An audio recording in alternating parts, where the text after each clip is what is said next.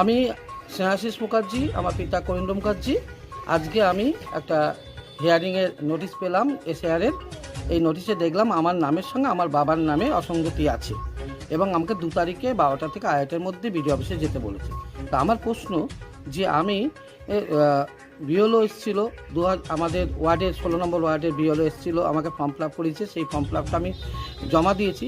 তার সন্ধ্যাবেলা এসেই বললো যে তারা অ্যাপসে আমার ওই 555 নম্বর ইয়েটা খুঁজে পাচ্ছে না, নতুন করে বাদিকে আবার বললো নতুন ভোটারের জায়গায় আমাকে সই করিয়ে দিল এবং নিজে সই করে আমাকে রিসিভ দিয়ে গেল। তাহলে হঠাৎ আমার কেন আসলো? এই তো ভুলটা তো আমি দেখছি নির্বাচন কমিশনের যে অ্যাপসে যারা দায়িত্বে আছে তারা ভুল করেছে। এছাড়া আমার নামের ইংরাজি নামটা স্নেহাশিস মুখার্জি, ইংরাজি নামটা এইচ থাকে। মাধ্যমিক পরীক্ষার সময় আমার এইচটা উঠে গেছিলো। তারপর আমার বহুবার আমি ওখানে দিয়েছিলাম, 91 সালে মাধ্যমিক দিয়েছি, ওটা সংশোধন হয়নি বলে সেইভাবেই আমার এটা চলে আসছে।